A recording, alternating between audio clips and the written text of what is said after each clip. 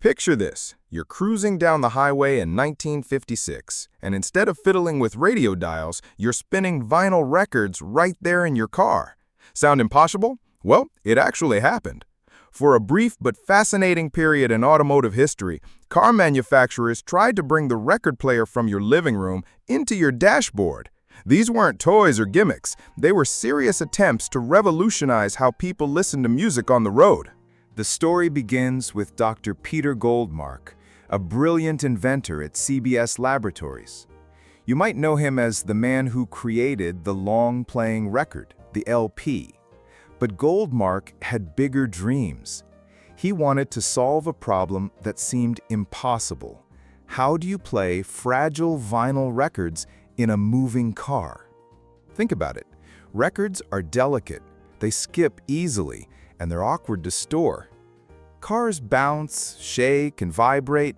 It was like trying to balance a spinning plate during an earthquake. But Goldmark was determined. He developed something called ultra-micro groove technology. Here's the amazing part. He created 7-inch records that could hold 45 minutes of music. That's the same playing time as a full-size 12-inch LP packed into a disc the size of a 45 RPM single. How did he do it? He slowed everything down. Instead of 33 1/3 RPM, his system played at 16 2/3 RPM, exactly half speed. It was genius. The system was impressive enough to catch the attention of celebrities. Lawrence Welk, the famous band leader, became an early adopter, showing off his highway hi-fi in his 1956 Chrysler convertible. But here's where it gets really interesting. Each member of the Beatles reportedly had these systems installed in their cars. George Harrison was famously photographed using his Philips Auto Mignon in his Jaguar E-Type. Even Muhammad Ali got in on the action.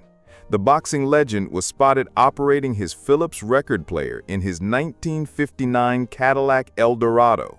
For celebrities and athletes, these systems became the ultimate status symbol. Now, making a record player work in a car wasn't just about slowing things down. Engineers had to completely reimagine the mechanics.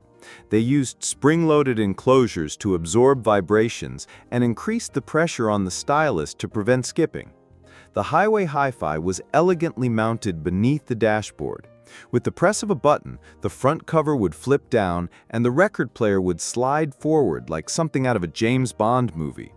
The music played through the car's existing radio speakers, pretty sophisticated for the 1950s. But here's where the dream met harsh reality. While Dr. Goldmark could make the system work perfectly in his personal car, mass production was a different story. Chrysler installed these systems in everything from luxury models to budget Dodge and Plymouth vehicles. The problem? Different cars had different suspensions. What worked smoothly in a well-tuned Chrysler became a skipping nightmare in a stiffer Plymouth.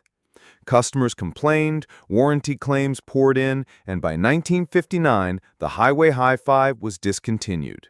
At $200, that's over $2,200 in today's money. It was an expensive experiment that didn't quite work. Meanwhile, across the Atlantic, the Dutch company Philips had a different approach. Their Auto Mignon system was sleek, compact, and didn't require special records. You could insert any standard 45 RPM single directly into a slot on the front. Sound familiar? This front-loading mechanism was essentially the same interface that would become standard for in-dash-CD players 20 years later. Philips was decades ahead of its time. By the early 1960s, a new technology was emerging that would kill the automotive record player: magnetic tape. Cassettes were smaller, more durable, and didn't skip. They offered everything that in-car record players promised, but couldn't quite deliver. But here's what's fascinating. These early automotive record players established principles that would define car audio for decades. Dashboard integration, connection to existing speakers, and the pursuit of skip-resistant playback, these challenges would eventually be solved by digital technology.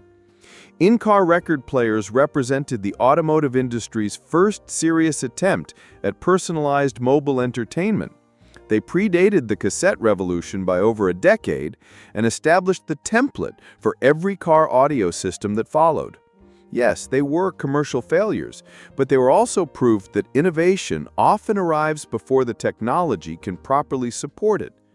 These systems served as a remarkable bridge between the stationary world of home audio and the mobile entertainment systems we take for granted today.